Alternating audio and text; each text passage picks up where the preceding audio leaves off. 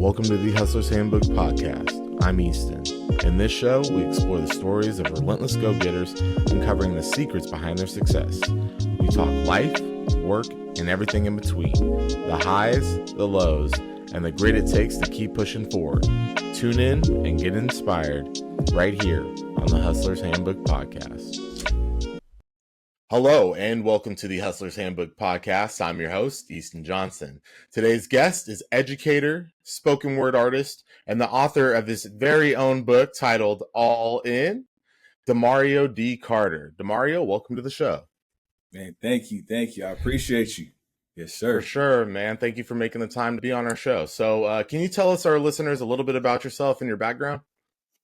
Yeah, man, background was huge athlete before I ended up getting a little bit older, but was a three-sport athlete all the way up to my junior year of high school, then just focused on track and football.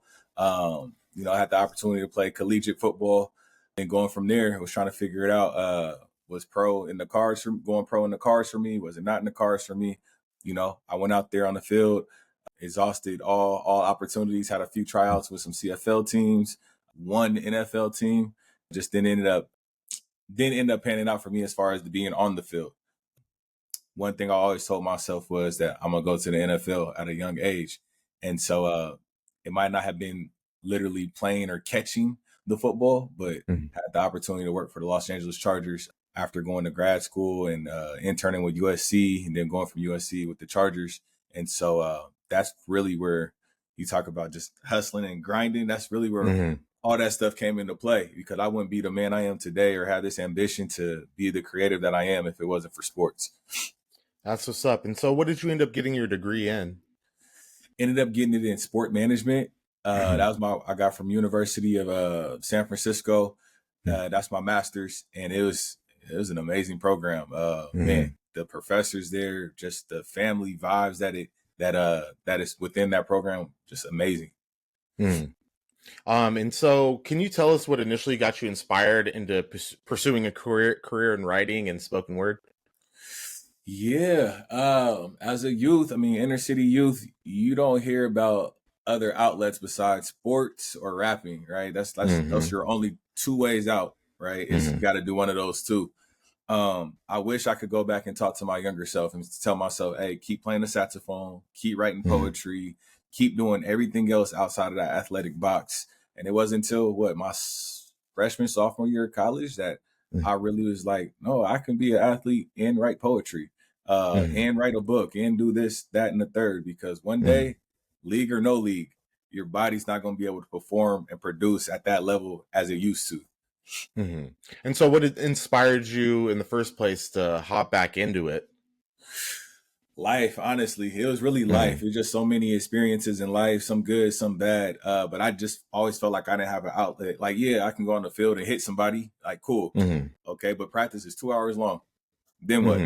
Yeah. There's still 22 more hours in the day that I can use to my brain and to have another outlet. So poetry is what really I gravitated back to. And that's something I picked up in 5th grade, performed at 5th grade graduation, and dropped it because I was an athlete.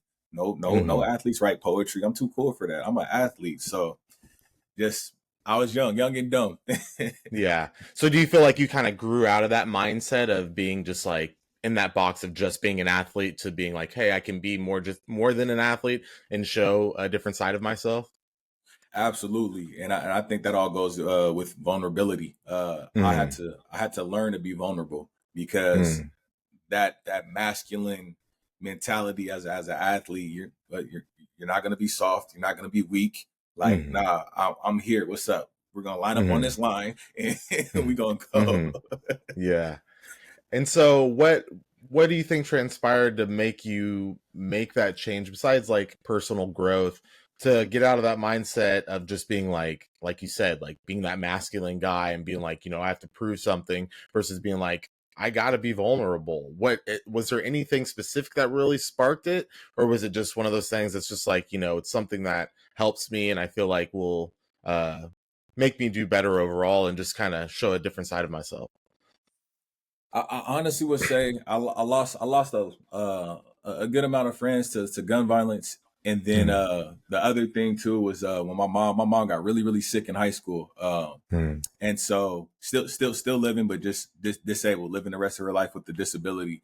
And I would mm, say those circumstances, those situations, it's like, I mean, yeah, I can listen to every hard drill music, rap song, and everything, and sit up mm, here and go get revenge, right? mm, Or I could sit up here and like, hey, you're gonna sit with those emotions, mm, and you're gonna figure out a way to either put them towards, I don't want to say something positive, but you're gonna take those emotions and you're gonna filter them.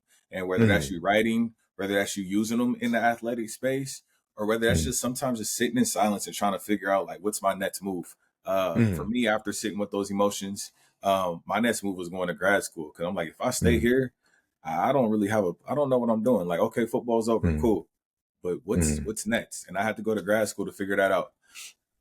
Hmm.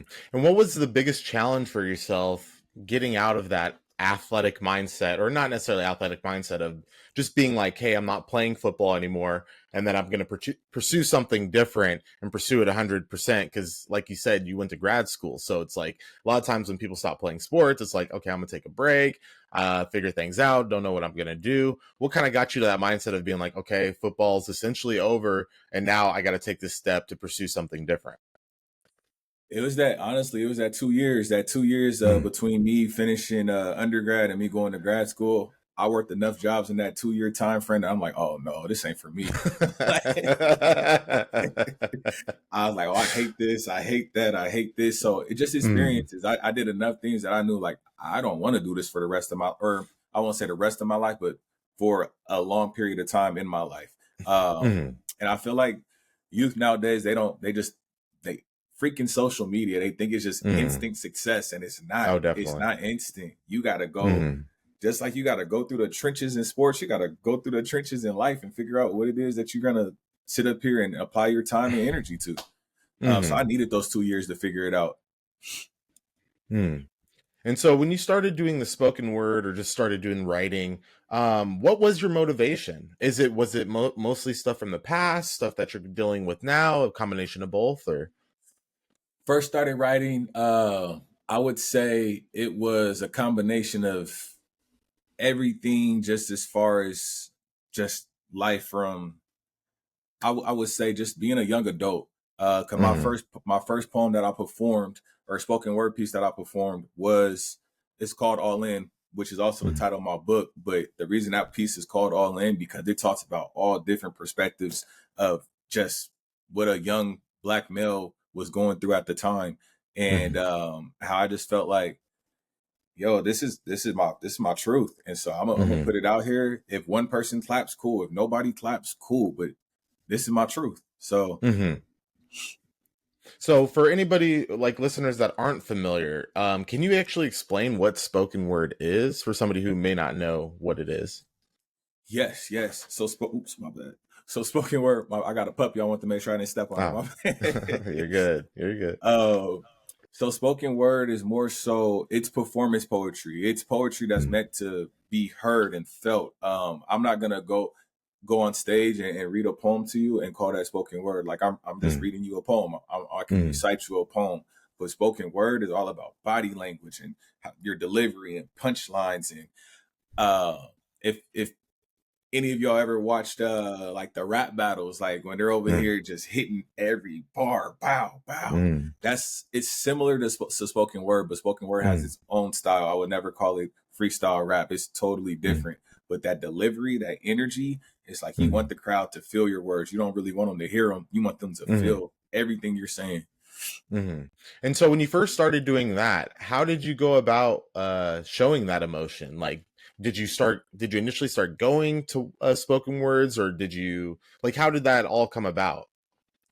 Yeah, so doing I did a few, I really got started doing a few shades of black, Mm, with whether the one in Boise, one in Pullman, one in Moscow, just going around doing different types of shades of black shows with Quappy, shout out Quappy, and just really starting to get my footing there. But again, my first one, like if y'all go on YouTube and type in like DeMario Carter All In, like my first one, I'm up here I'm talking, holding the mic. It looks like I got a blazer on. I look like a principal, like giving.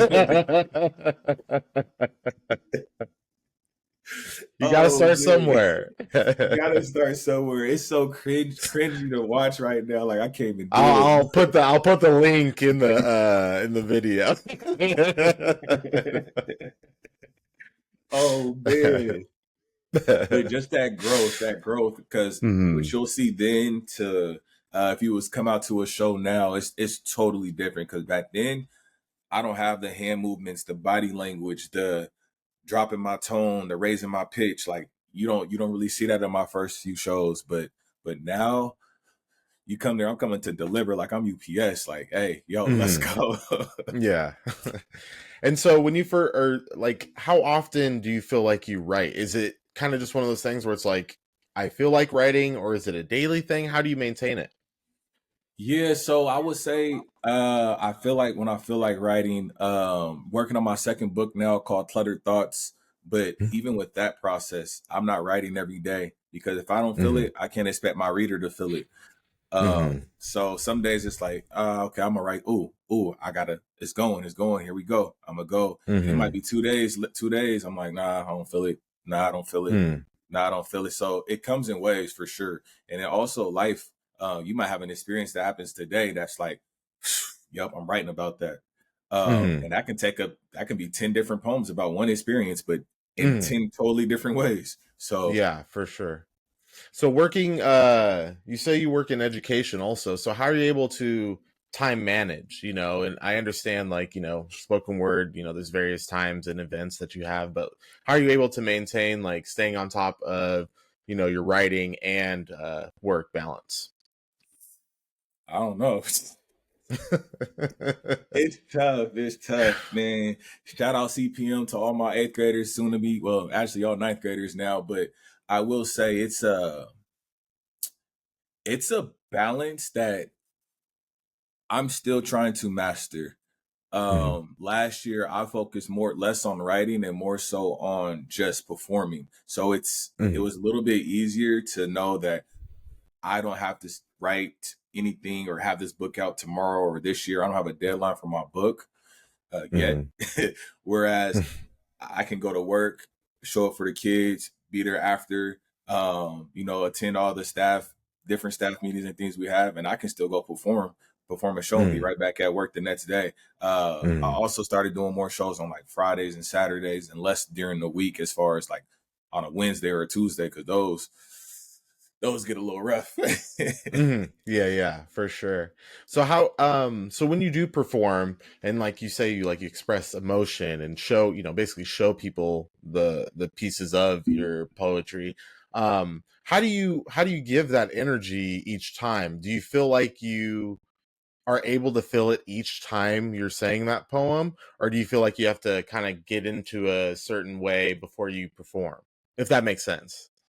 Yeah, no, absolutely. I think one of the best ways to answer that it would be for the athletes out there. You got that pregame playlist going Mhm. on, and Mhm. you just getting ready. Like, hey, specialists, hey, specialists, be ready. Like, Yeah, like for when you sure. get that, when you get in that zone, that's really like, okay, Mhm. I'm about to lock in. I will Mhm. say the difference between sports and doing spoken word is like sports.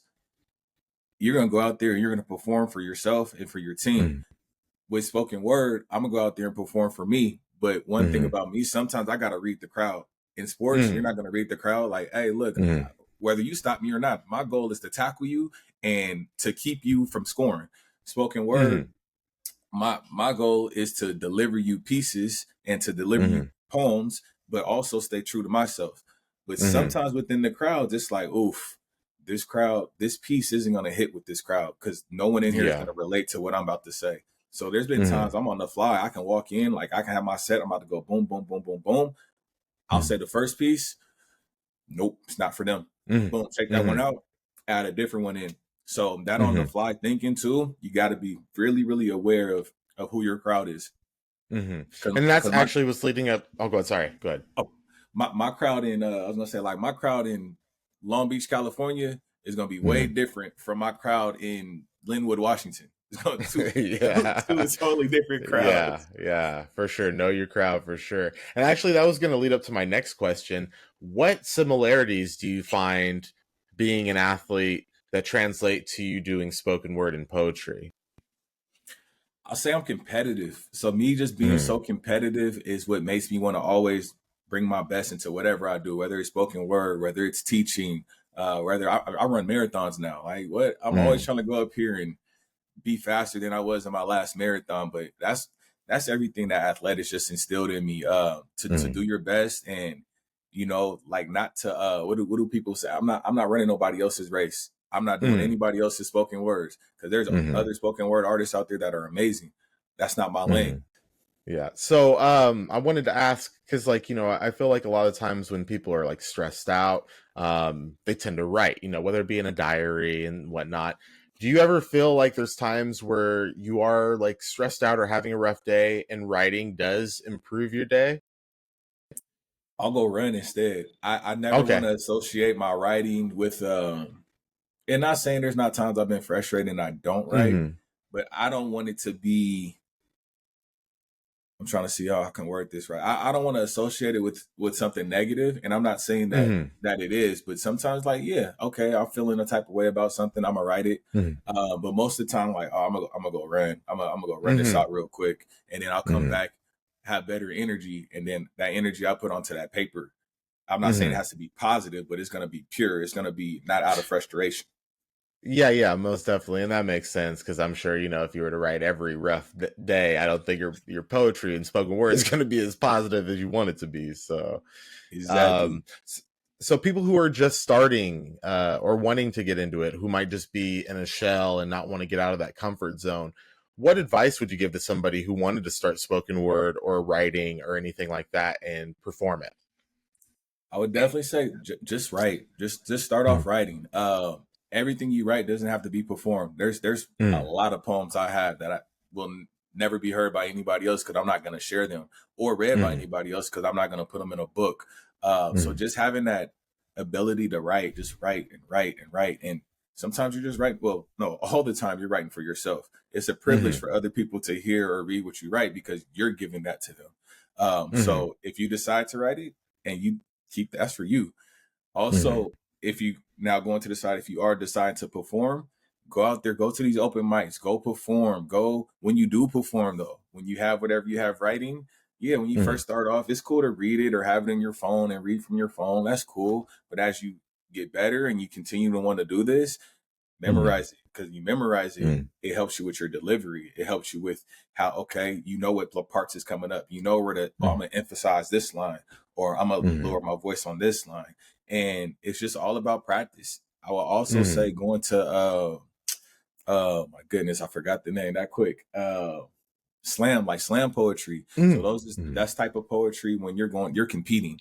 It's a mm, competition and it's usually 3 rounds and you're competing this whole time.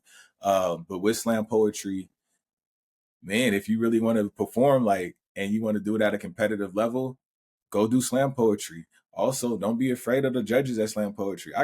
mm. Man, there was this one slam poetry event I went to, and I mean, one of these judges, buddy, was just dogging me. He was giving me like ones and twos. He was Oh, dogging me. wow. Um, but the other judges was like giving me like high scores, and so again, you Mm, can't let that one person throw you off. And I mhm, honestly needed that. Like I'm like, if mhm, I'm worried about what people say about my poetry, then I shouldn't be sharing it. I need to just keep it mhm, internal. mhm, mhm. I want to go back to your well, this is kind of a two-part question. Your first project, first book you wrote, All In, and then your current book you're writing now. Can you kind of explain the creative process you go through to create a book or the book you're currently writing? If there's any difference of creative process between the two books, because sometimes initially you're just like, I want to get something out there, and then there's some things you wanted to change. So, two-part question is what was the creative process for your previous book, and then what is the process now, and has it changed? Yeah. Previous book creative process was to get since I self-published, it was like to get at least a hundred pages of poetry within a book. Mm-hmm. And I wanted it to start off. My book goes the boy, the adolescent, the man, and me. There's only one poem in the me category because I wanted me to just talk about who I was right there in the moment. Mm-hmm. And then the reason I categorized it, the boy, the adolescent, and the man, is because I feel like the boy is like more younger poetry, more younger me writing Mm-hmm. style. Adolescent, I'm coming into my own a little bit more, and then the man, those are more later poems at the time that I wrote my book that are more as far as like present. Mm-hmm. Um, Decided to do it that way. Again, just to show my growth as a person, to show my growth as an author, as a poet. Um, but the process is like I was a novice at that time. So talk about copyright, didn't know what to do. I'm reaching out to people. I'm sending my like transcript to friends and stuff so they can read Mm-hmm. over it. Like I'm not at the time, I'm not paying for an editor. Like I'm Yeah. what I think I'm a few. No, I think I dropped my book right before 2019. So I had just graduated from grad school, so I wasn't paying Mm. nobody Yeah. uh, I ain't got no extra money. Yeah. at all. What else with the first one? Reaching out, I kept it in circle. Like my cover was done by somebody that by Dominique. So I Mm-hmm. kept him real close because we played for Rainer Eagles together. So I Mm-hmm. tried to keep everything within my circle as far Mm-hmm. as people that I already know instead of giving. And I did pay him. Hold on, let me go back. I definitely paid bro. I didn't want to. I didn't want to give money to. If Mm-hmm. I gotta pay for something, I don't want to give money to people who I don't know. Where I got people right Mm-hmm. here in my backyard that I know are extremely talented in their own respective spaces.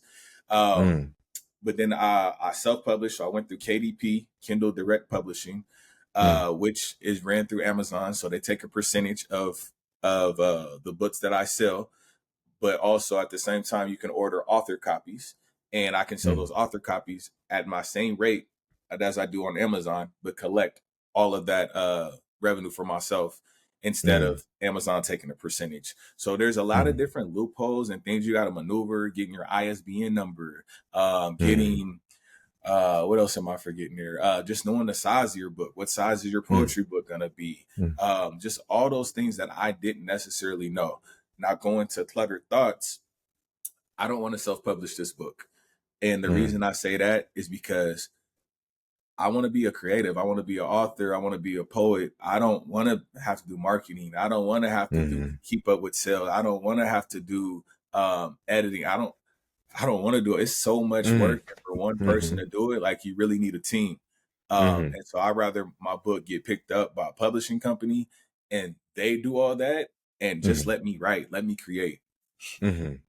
And so I wanted to ask, out of all of the poetry you've done, do you have one or a few specific poems that you like love? Like every time you hear it or perform it, it's just like it hasn't changed for you. I'll probably say the one about my mom that I had wrote when she was not feeling, or when she was sick, or Mm-hmm. when she was less healthy than she is now. Mm-hmm. And I hold it near and dear because I was in at the time of that, I was in high school trying to figure out everything just as a young man, or growing into a young man. And so I love that poem because it just shows the love I have for my mom, the unconditional love I have for her, and then also just me as a young man trying to figure out like, yo, my world is spiraling right now, and I'm Mm-hmm. trying to figure it out. But at the end of the day, I know I'm gonna show up for you. So that's why I Mm-hmm. do love that poem. That's what's up. Yeah, I like that, man. Can you actually share any details about your upcoming project? And you said it's Cluttered Thoughts? Yeah, so titled the book Cluttered Thoughts because I started writing it around, well, during COVID. Mm-hmm. And with that, I think it's kind of ironic because I dropped all in 2019, and then like what, a year later, like, or not even, Yeah. yeah, a year, we went into COVID. So Mm-hmm. I was like, I'm gonna start my second one during COVID. And Mm-hmm. I called it Cluttered Thoughts because there are so many things running through my mind and through my brain. And I just started putting pen to paper. And I feel like the first beginning of the book is going to focus more so on my mind as far as what it was like, what I was thinking in COVID, and then Mm-hmm. the second half of it's going to be like a more post COVID type of vibe. Just Mm-hmm. how we're having to engage in the world and move in the world post COVID. and Mm. I'm not gonna self-publish it though. So Mm. somebody's gonna pick this book up. That's what's up, though, man. I'm very happy for you and looking forward to it. So, biggest accomplishment so far, you feel, since you've been, whether it be sports related or, publishing books, what do you feel like has been the biggest accomplishment for yourself? Biggest one, I'm gonna say number one, not giving up. Because there's been so Mm. many times I could have gave up and I didn't. And man, that's just to my mom. Like she never raised me to be a quitter. Even Mm. there's times that I definitely wanted to quit. So I would say not giving up.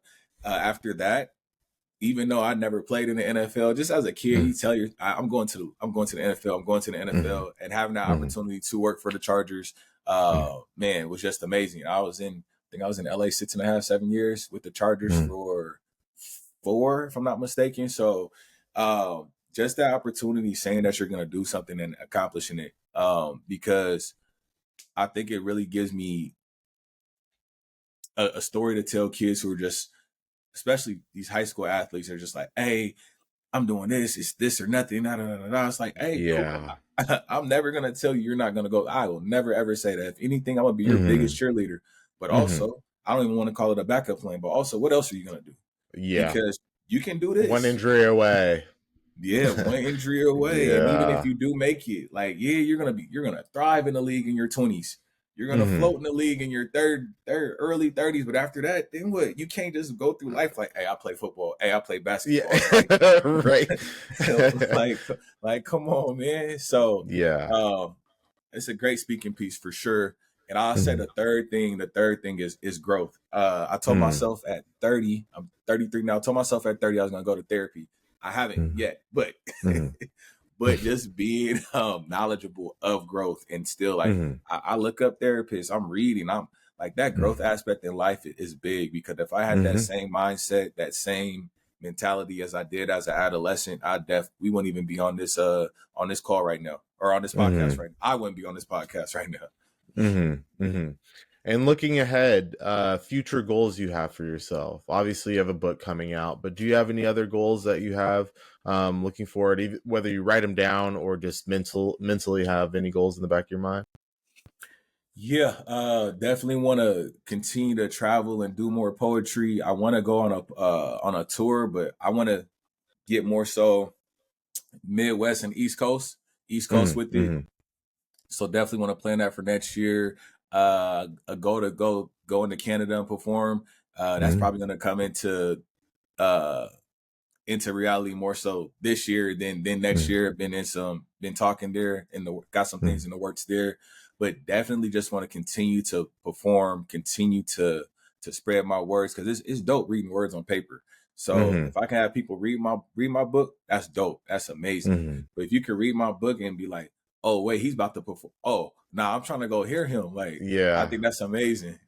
Yeah, definitely, man. I mean, just putting out a book alone is huge in itself, man. And congratulations on that. And I'm looking forward to your next book, man. And I'm rooting for you all the way because you're extremely talented. And anybody who hasn't heard him or listened to him or read his book, super talented. You guys need to listen to him. One quick or two more questions. Um, where can people find you on social media? What type of, whether it be Instagram, where can people find you and your stuff? Yeah, I'm on Instagram at Woken Herd.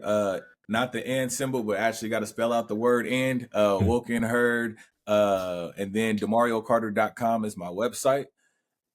And then, I got what's the other joint called? I kind of got big on Threads. Hey, I'm on Threads. Hey, Threads Oh, go okay. crazy. Yeah, okay. Threads go I got to crazy. get better on that. um, and so, final thing, any other advice or tips or anything else that you may have left out that you would like to say that I may not have touched base on?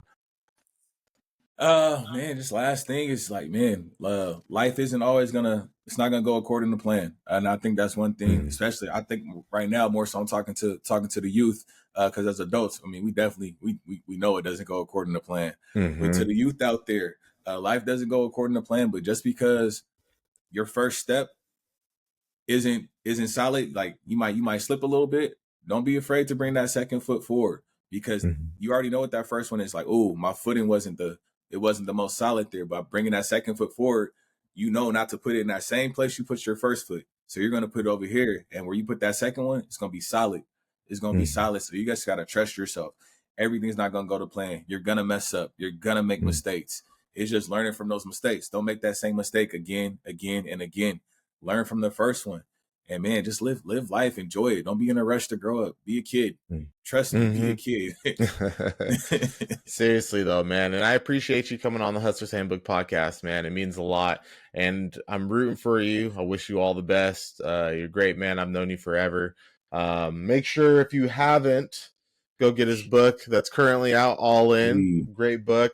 And I'd love to have you on again after you release that second book, man. Get some more advertisement out there and whatnot, man, and more game, man, because you're a great dude and you're helping the community, helping the young ones, and just doing great things. So I commend you for that. Absolutely, man. I appreciate you, bro. Absolutely. And also, if y'all buy the book from my website, I'll sign it for you. If you buy it from Amazon, I can't sign it from you. But if you buy it from my website, I'll sign it for you and I'll ship it to you. I got you. Dope, man. Well, thank you again. Find you to sign yours. Yeah, seriously. Yeah, for sure, man. Yeah, we ain't too far from each other. But yeah, man, I want to thank you again for coming on and love to have you on again sometime, talking about your new book and when that one's released. And yeah, man, keep doing great things. And thank you again for being on the Hustler's Handbook podcast. Sir, no, I appreciate you. Much love. All love, brother. Thanks for tuning in to the Hustler's Handbook podcast. I hope you found today's episode as inspiring and insightful as I did. Don't forget to like, subscribe, and share with your fellow hustlers. Keep pushing, keep striving, and remember, the hustle never stops. See you next time.